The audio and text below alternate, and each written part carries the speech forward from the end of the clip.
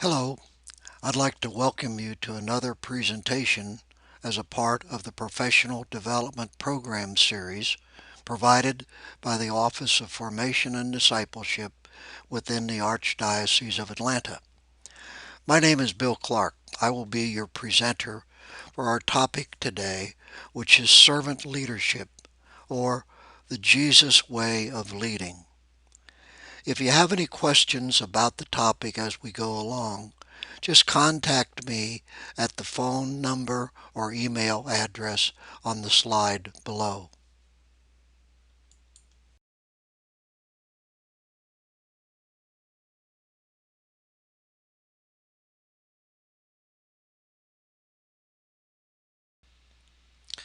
Let us begin our session with a leadership prayer. Leadership is hard to define. Lord, let us be the ones to define it with justice. Leadership is like a handful of water. Lord, let us be the people to share with those who thirst. Leadership is not about watching and correcting. Lord, let us remember it is about listening and connecting. Leadership is not about telling people what to do. Lord, let us first find out what people want. Leadership is less about the love of power and more about the power of love. Lord, as we continue to undertake the role of leader, let us be affirmed by the servant leadership we witness in your Son Jesus. Let us walk in the path he has set and let those who will follow. Let our greatest passion be compassion, our greatest strength love, our greatest victory the reward of peace. In leading, let us never fail to follow. In loving, let us never fail. Amen. Let's now review what we're going to be covering today. First, we'll contrast leadership versus management. Then, we will define what servant leadership is all about. Then we will discuss the types of leadership and the history of servant leadership. We'll present the 10 principles of servant leadership and provide you with examples of servant leaders throughout history and currently. Then we'll establish the biblical foundation for servant leadership and present what we consider to be perhaps the greatest act of servant leadership in the history of man. We'll follow that by the core of the presentation that will deal with 10 practices that Jesus used to define the principles of servant leadership. And lastly, we'll finish with a review of the new dimensions of servant leadership.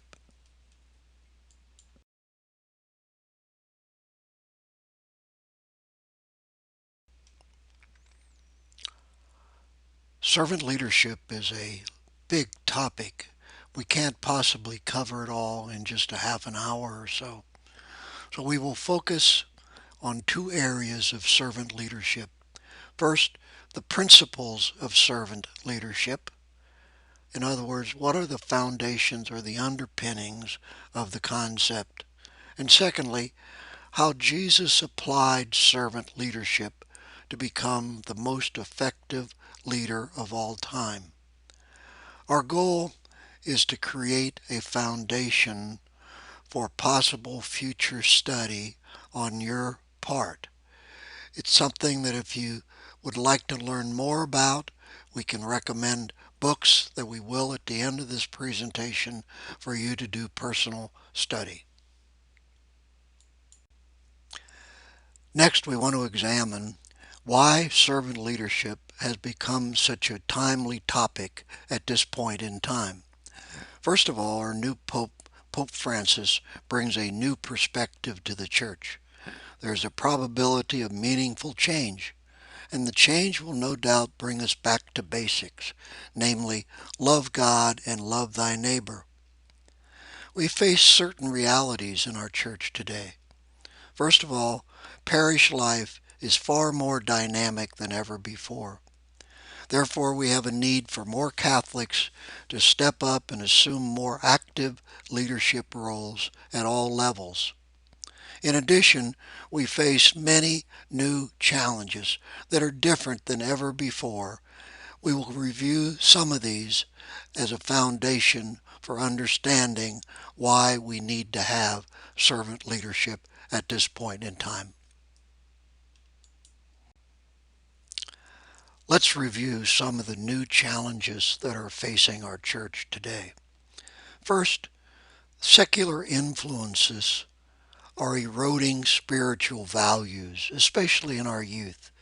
What with the nature of movies, TV, music, clothing, the way young people emulate celebrities, the use of the internet, the incredible growth in social networking, all of these are influencing and eroding spiritual values.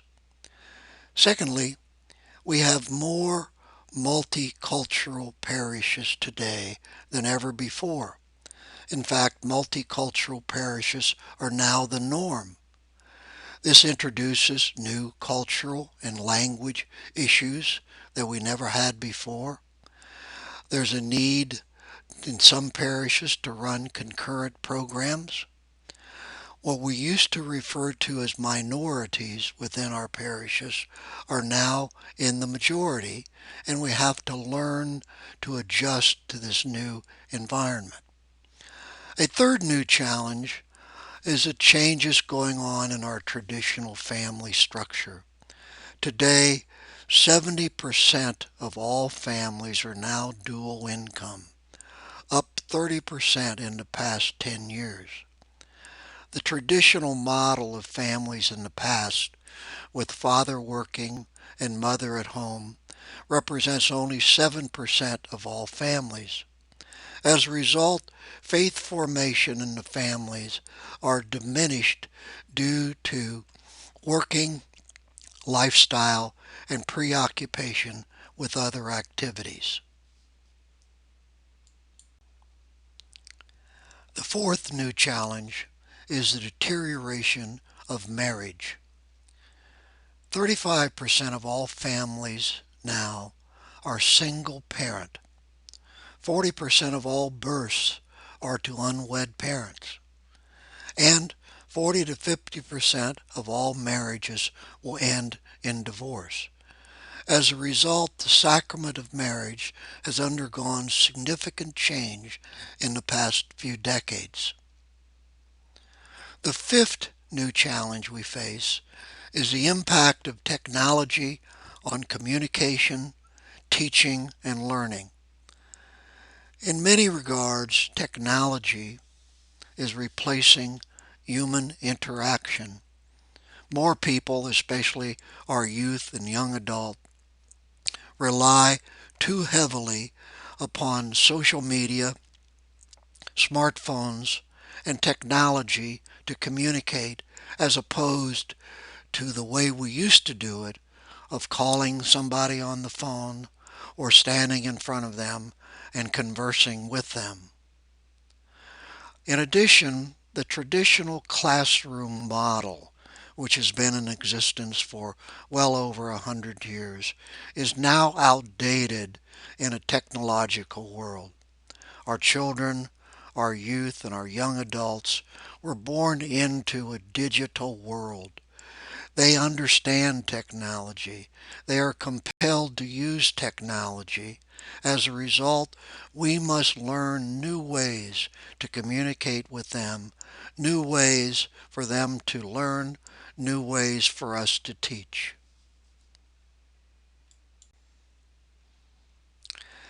The sixth new challenge that we face is the priest shortage, which is putting a new strain on parishes. As the priest population has declined, the diocesan growth in numbers of Catholics, especially our new immigrant Catholics continues to accelerate. Next is the First Amendment assault by the federal government. For example, forcing religious organizations to endorse contraception. The concern is, where will this intrusion end? The eighth new challenge we face is the continuing loss of Catholics, especially our youth. The global, worldwide population is something over 6 billion people. 1.2 billion of these people are Catholics, which represent 20% of the global population. And 600 million of these people, or 10%, now refer to themselves as former Catholics. We have a post-confirmation gap that we need to address. From the time our young people are confirmed until they return, hopefully for the sacrament of marriage, there is a gap that we need to fill to find a way to keep our young people totally engaged in the church.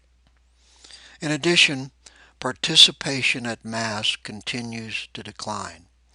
We face what we refer to as a CEO reality, namely Christmas and Easter only, where so many of our Catholics feel they only need to come to Mass twice a year. The ninth new challenge we face is the need to recognize the reality we face in religious education and faith formation today. 50 years ago, 80 to 90% of all religious education was conducted by priests, clergy, nuns, teaching brothers, and other trained teachers. Today, the same amount, roughly 90%, is conducted by lay volunteers, many of whom have little formal training or experience in the area in which they are teaching. The 10th new challenge we face is the impact of social issues on our church. First of all, there is a widening global chasm between the rich and poor. Today, over half the world lives in poverty. Within the church, we have an internal controversy on issues such as birth control, gay rights, the role of women in the church, abortion, and social justice. In the recent pastoral survey in the Archdiocese, there were two separate groups or camps of people who viewed these issues differently. The first camp wanted or demanded change by the church. In other words, they said, we don't like the church's position on some of these issues, and we want the church to change, which is highly unlikely. The second group wanted the church to more fully explain the point of view or position on these issues so they can be better understood, communicated, and explained to others. Now, with all of these new challenges facing the church is beginning to take action. The bishops of the world met in Synod in October 2014 to address these issues, especially the issues involving families. With this as background, we now want to explore further servant leadership and why we need servant leadership today more than ever before.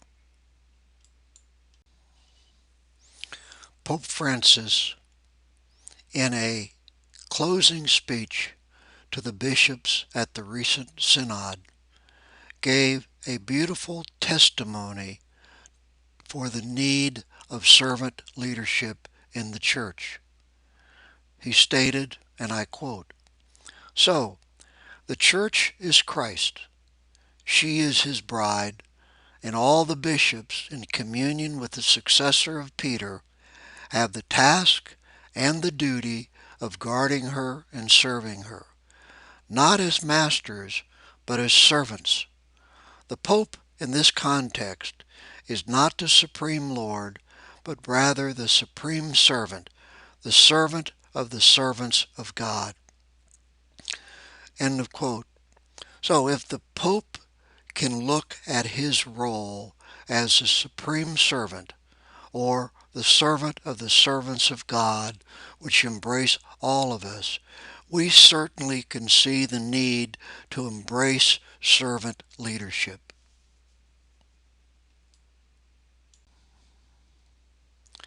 The bottom line is that all of us must learn how to become more effective leaders. We must use the principles that Jesus created in becoming the most effective leader of all time in helping him build his church.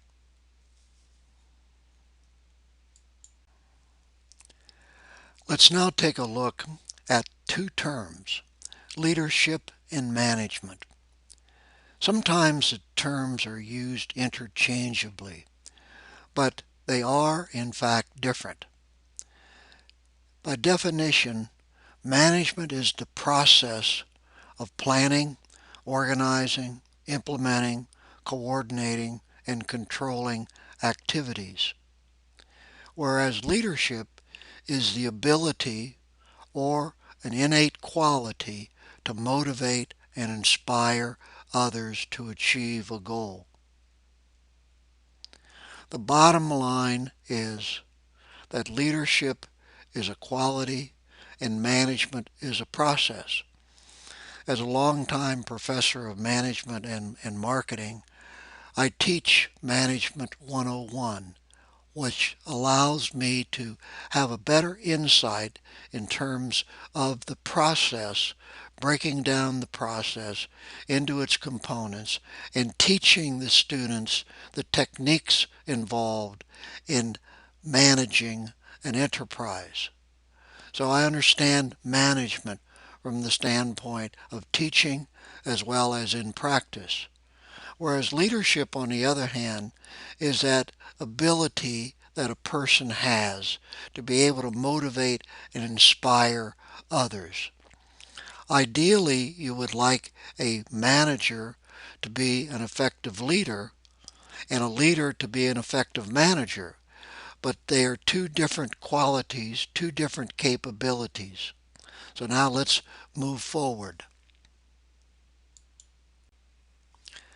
Perhaps the best way to explain the difference between leaders and managers is by saying that leaders have people follow them and managers have people work for them. Leaders have people follow, managers have people work for them. Management and leadership are two different skill sets. Management is a learnable process. You can learn the principles of management to plan, organize, delegate, control, follow up. Leadership, on the other hand, is either an instinctive, natural capability or a trait that one adopts by emulating other successful leaders. In other words, you can teach and learn management technique and process. Leadership, on the other hand, comes to you either instinctively or naturally, or you can emulate the traits, the characteristics of other successful leaders and attempt to become a more effective leader in that way. You're effective.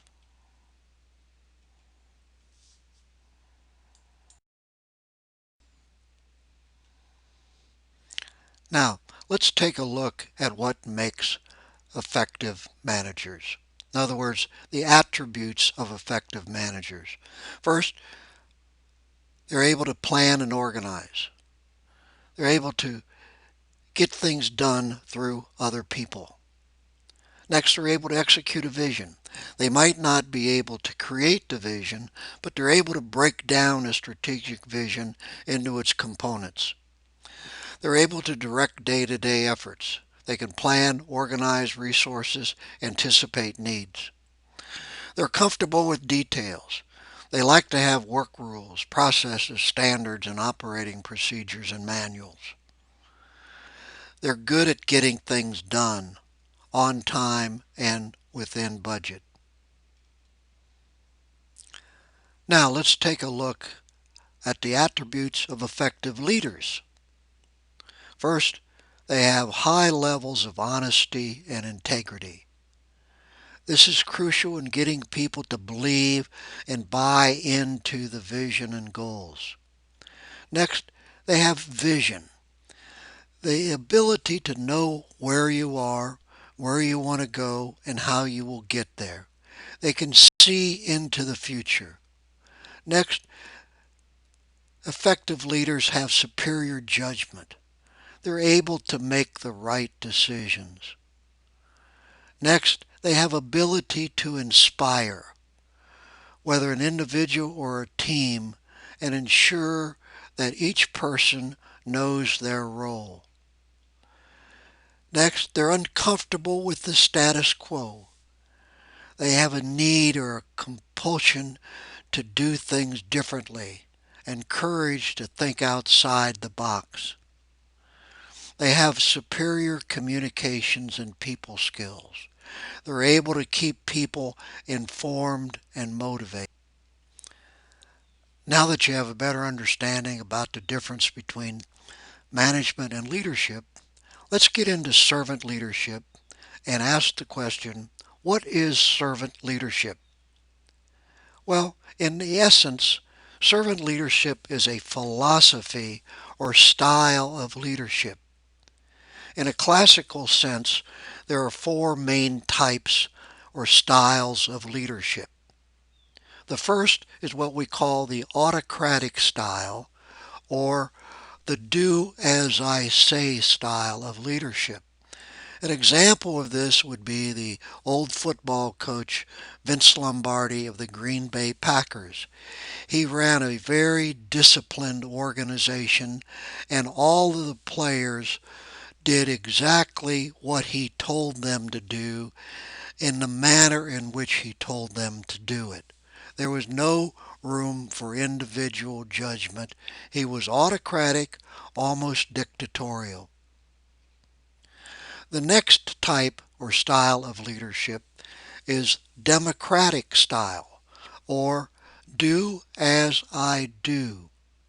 A great example of this in contemporary times is Mother Teresa, who saw herself as the consummate servant of God.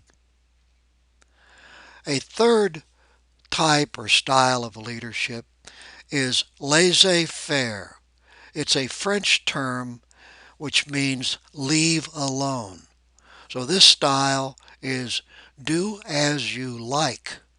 In effect, this leader abdicates in many respects responsibility and authority by surrounding him or herself with people, high quality people who they can trust to do the job.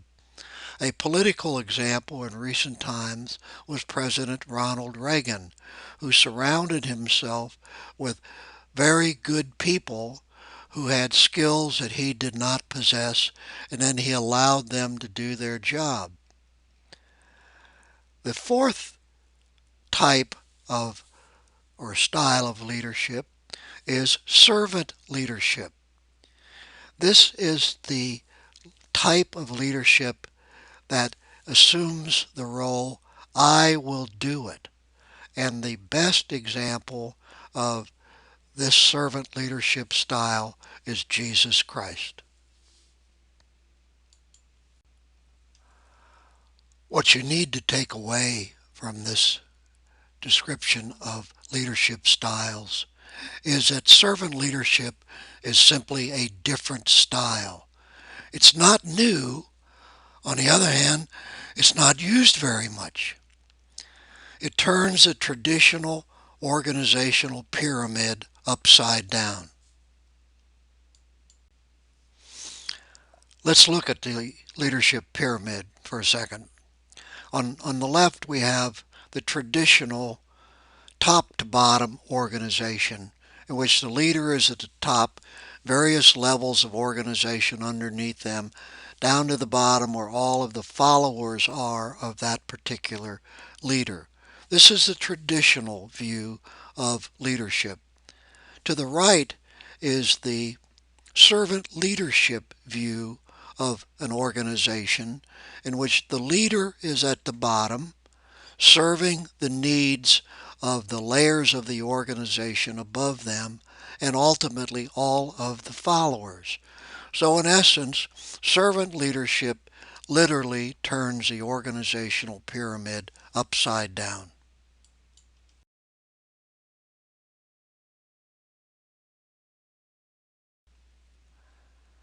Now let's take a look at how the term servant leadership came about. Back when Jesus walked the earth, he didn't refer to his leadership style as servant leadership. He simply served and ultimately let others eventually come up with a name for it. It wasn't until 1970 that a social psychologist named Robert K. Greenleaf wrote an essay entitled The Servant as Leader. It was a result of studying leadership techniques from the past as well as from the current and trying to determine what this leadership style was that he had identified and called servant leadership or the servant as leader. Basically, what he did was he studied the methods that were used by Jesus Christ, as well as other leaders from the past, as well as many from the future. And he identified 10 common characteristics that comprised what we call servant leadership. Now let's take a look at each of these characteristics. There are 10 characteristics of servant leaders. In other words, all servant leaders have these characteristics in common. Number one, they listen. They use active listening. Number two, they're empathetic. They're able to get into the shoes or on the other side of the desk of the other person. Number three, they're compassionate. They have a healing attitude. Number four, they have a high sense of awareness. They know what's happening around them. Number five, they're persuasive. They're able to convince rather than coerce compliance. Number six, they're able to conceptualize, to envision a desirable outcome. Number seven, they have foresight. They're able to look into the future. Number eight, they have stewardship. In other words, they assume ownership, responsibility for what they do. Number nine, they're able to cultivate followers. They're able to develop people. And number 10, they're able to build community, teamwork, morale, esprit de corps. They're a good coach. You might ask, where do we go about finding servant leaders? Certainly we know that Jesus Christ was a servant leader and that Pope Francis is, and several of our popes and many other religious people. But where are servant leaders in the secular world? Well, servant leadership is not just a theory. It's not just a style of leadership that works only in the religious arena. It works in the secular world. It works in practice. There are two noticeable examples of corporations that are highly involved with the greater Atlanta area. The first is Southwest Airlines. Their founding CEO, Herb Kelleher, was highly people focused. He practiced management by walking around. He knew many thousands of employees by their first names. He always put people first. He was genuinely concerned about people. He was able to develop true teamwork. As a result, Southwest Airlines, who recently acquired AirTran, were able to compete in a cutthroat industry, not just compete, but to win and remain highly profitable. The second local company that has a true servant leader at the helm is Chick-fil-A.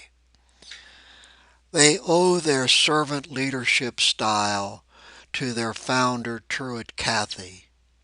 Their corporate purpose, which is rather unique in the corporate arena, is to glorify God by being a faithful steward of all that is entrusted to us, to have a positive influence on all who come into contact with Chick-fil-A. It's important to note that Chick-fil-A, because of their religious foundation, closes all of their stores on Sunday. They put their money where their heart is. They are a true servant-based organization. Let's take a look at some examples of servant leaders. In the religious arena, we have Jesus Christ, Pope Francis, our two newest saints, Pope St. John Paul II and Pope St. John the 23rd, Martin Luther King, Mother Teresa, Mahatma Gandhi. From the secular arena, we have Abraham Lincoln, Winston Churchill, Franklin Delano Roosevelt, Nelson Mandela. From sports, Vince Lombardi. From politics, Margaret Thatcher. And the last name you may not recall, but it's Malala Yousafzai, the young 18-year-old Afghan girl who became the youngest ever to receive the Nobel Peace Prize for standing up against the Taliban and demanding equal rights of education for girls and women. These are good examples of other servant leaders. Let's now take a look at the biblical foundation for servant leadership. Jesus announces the need for servant leadership in Matthew 20, verses 25 to 28, when he said, "You know that the rulers of the Gentiles lord it over them, and their high officials exercise authority over them. Not so with you. Instead, whoever wants to become great among you must be your servant." He continues, "And whoever wants to be first must be your slave, just as the Son of Man did not come to be served, but to serve, and to give his life as ransom for many." So Jesus put it right out there in the Bible for us and said, this is the way we need to serve others. Let's look at the greatest act of servitude, perhaps in the history of man. It establishes a foundation for Jesus to explain the need for servant leadership to his apostles and for all of us. The first and perhaps greatest act of servant leadership occurred at the Last Supper when Jesus washed the feet of the apostles. In John 13, verses 3 to 15, I quote, "Jesus got up from the meal and wrapped a towel around his waist and poured water into a basin and began to wash his disciples' feet, drying them with the towel. When he had finished, he asked, "Do you understand what I have done for you? You call me teacher and Lord, and rightly so, for that is what I am. Now that I, your Lord and teacher, have washed your feet, you also should wash one another's feet. I have set you an example that you should do as I have done for you." This was a remarkable act of servitude that we want to elaborate on so that you get a true understanding of the significance of why it is considered the greatest act of servitude ever. Let me give you some background on the symbolism of washing feet. Back in the time of Jesus, the washing of feet was a common practice when entering a home. People back then walked from village to village. The roads were not improved. They wore sandals. The roads were dusty. Their feet and their clothing picked up the dirt. So when they walked into somebody's home, it was proper that they would wash their feet. It was a task that was reserved for a servant or the lowest ranking member, perhaps the youngest family member, to assist the guest in washing their feet. The apostles, when they saw this act being very familiar with the nature of the servitude that was implied, were probably stunned, absolutely stunned, by this humble act of washing their feet. Jesus did this to set an example by voluntarily assuming the role of the servant by an act that they truly understood. Jesus was demonstrating the role of a servant leader for all of us to follow.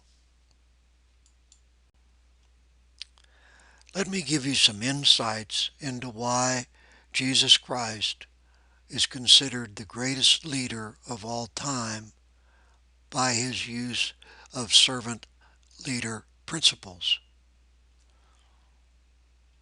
Think about what he accomplished in just 3 short years of public ministry.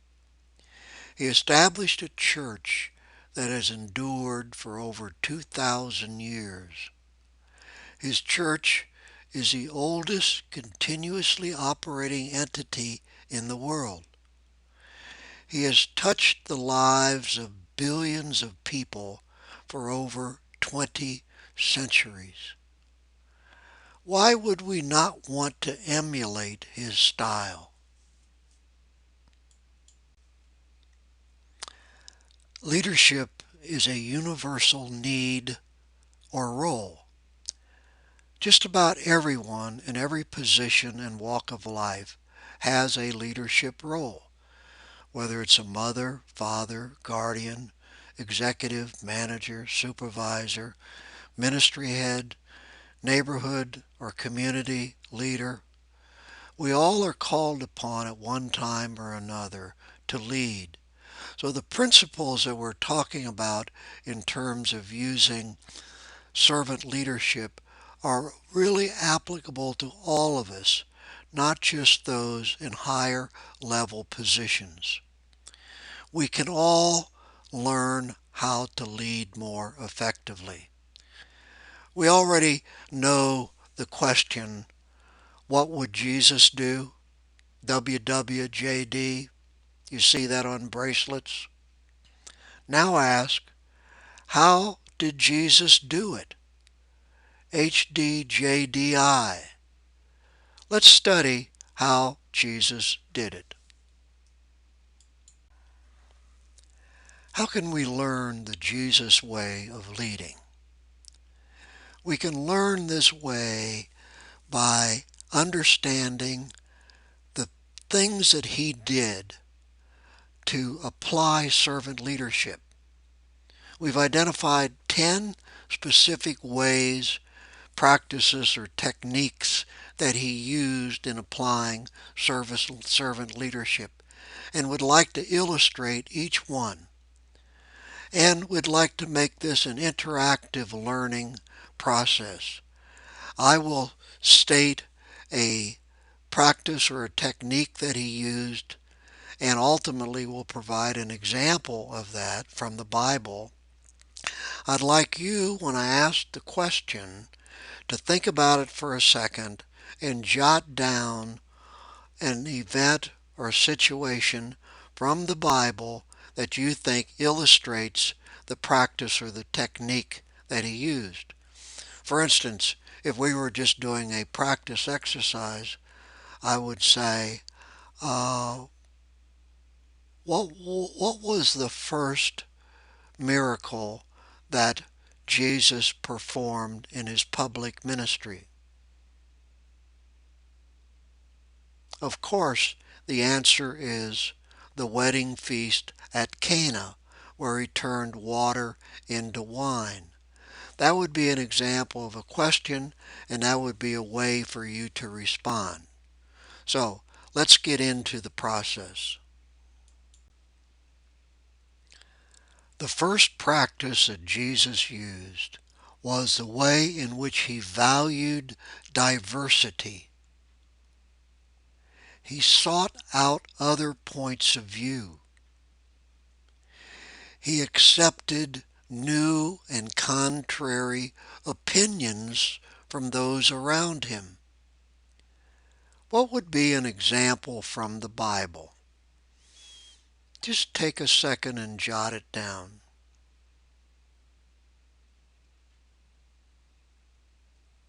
One example is he surrounded himself with a very diverse group of apostles: fishermen, tax collectors, carpenters, soldiers, tradesmen. He valued diversity on his team. The second method that Jesus used in implementing servant leadership was that he created a culture of trust. He was able to delegate responsibility and authority. He believed that everyone would fulfill their roles once they understood how to do something and what to do. Give me an example from the Bible that illustrates building a culture of trust.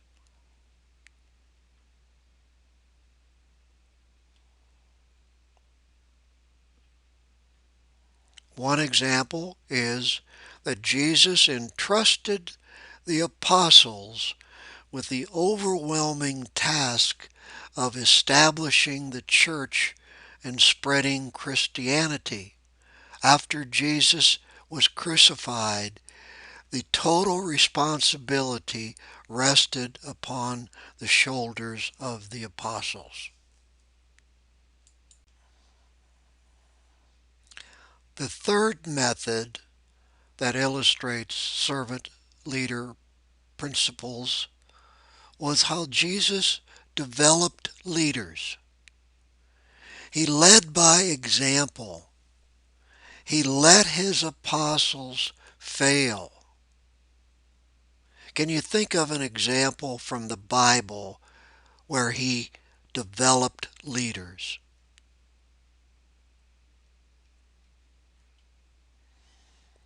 One example is that he carefully nurtured Peter to become the rock upon which he built his church. He patiently guided the other apostles to change from a frightened band into consummate evangelists.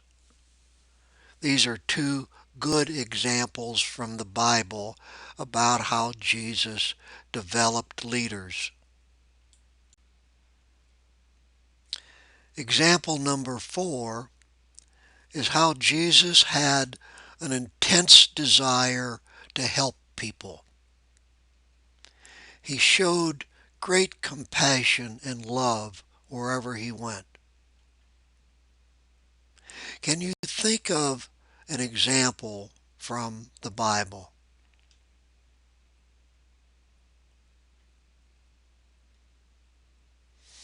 How about the woman being stoned? Or all of the miracles that he performed, like curing the blind man and the lepers, raising Lazarus, the loaves and fishes. All of the miracles are good examples of how he showed an intense desire to help people. The fifth example is how Jesus provided encouragement and support. He created within his followers a can-do attitude. He encouraged the apostles to go outside their comfort zone.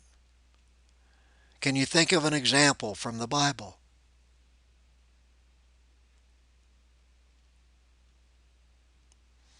One great example is when he asked Peter to walk on water. Peter had to have great encouragement and support to do that. Or the post-resurrection appearances, when he appeared to the apostles, provided them with the gift of the Holy Spirit so that they could turn from the frightened band of men that they were into consummate evangelists. He provided encouragement and support. The sixth method that Jesus used to illustrate servant leadership was that he sold rather than told people what to do. He made them want to do it. He convinced rather than commanded. Can you think of an example from the Bible?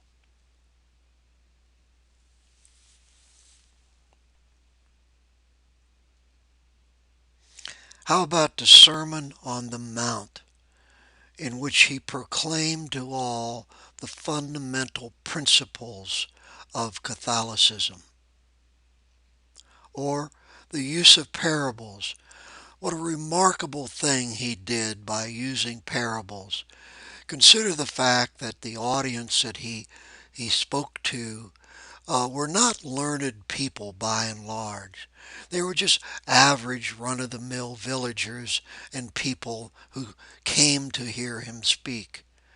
He knew that he could not use deep theological principles and techniques, so he developed the practice of teaching a principle by the use of a parable in language and examples that they would understand. So he was able to continue to sell them on concepts rather than simply telling them.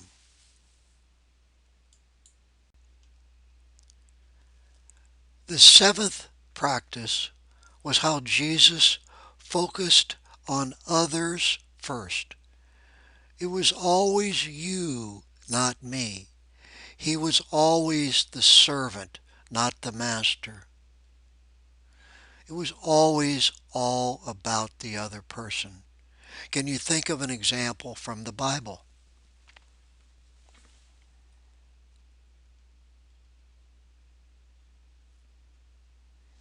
The ultimate, the passion and death of Jesus, in which he was only thinking about us, not himself. And followed by the resurrection, because he knew that his death would not be fulfilled until he rose again from the death and allowed us to open the gates of heaven for all eternity. The eighth method was how Jesus planned for the long term. He anticipated future needs. Can you think of an example from the Bible?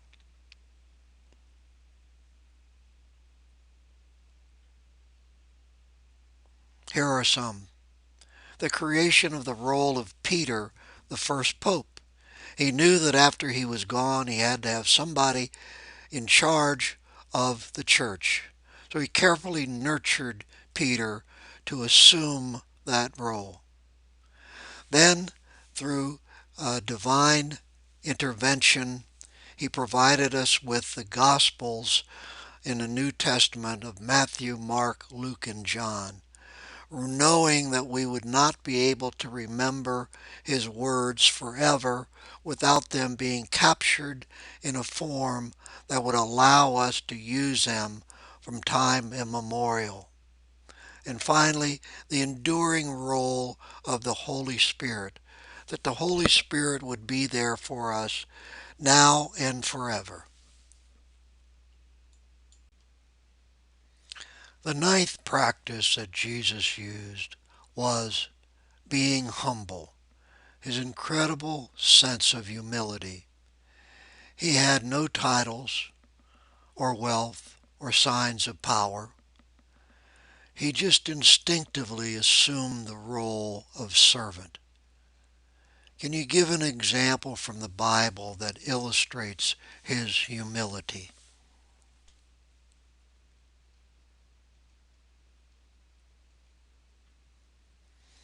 How about the birth of Jesus in a stable? Here the Lord and Master of the universe allowed himself to be born in such humble surroundings. Or the temptation by the devil on the mountain, in which the devil offered him all of the wealth, all of the things of the world and whatnot, and Jesus rebuked him. Or the inquisition by Pontius Pilate, when Pontius Pilate said, "Are you the king of the Jews?" Instead of Jesus responding, "By all means," he simply said, "Thou sayest it." Examples of the humility of Jesus. The 10th and final method that Jesus used in implementing servant leadership was the fact that he was totally and completely mission focused. He maintained a perspective of the reason why he came to earth throughout his ministry, throughout his life. He stayed on task. Can you think of an example of his focus on mission in the Bible?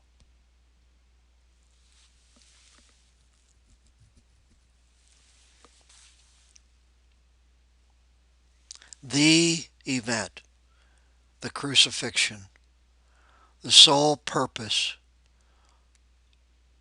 for him becoming man, coming to earth, was to experience the death and resurrection that would allow us to achieve eternal salvation. It's the event.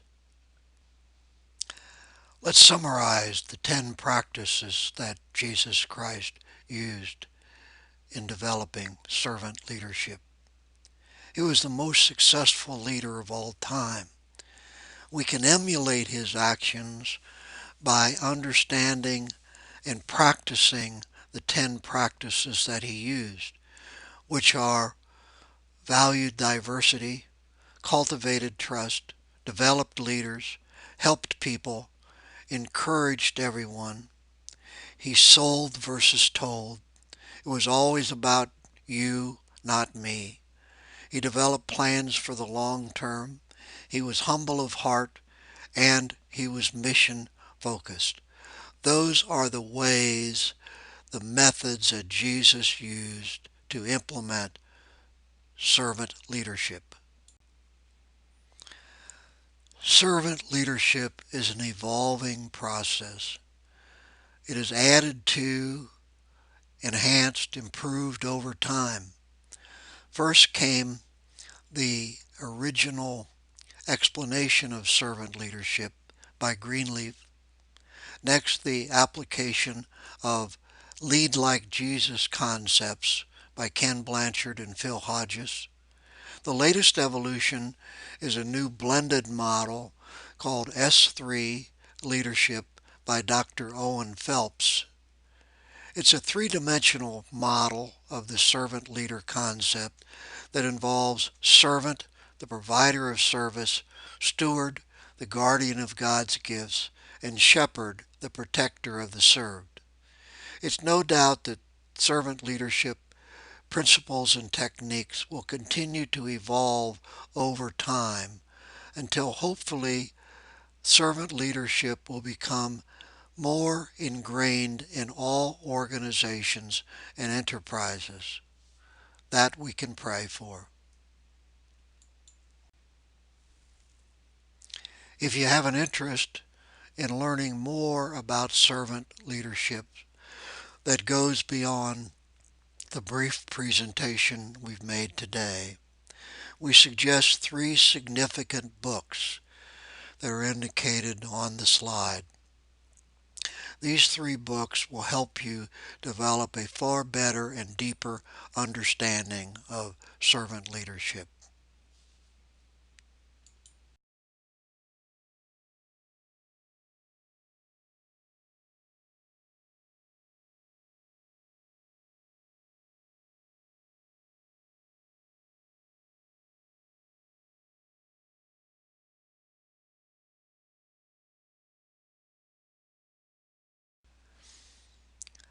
Let me conclude the presentation with an idea that you can take home with you.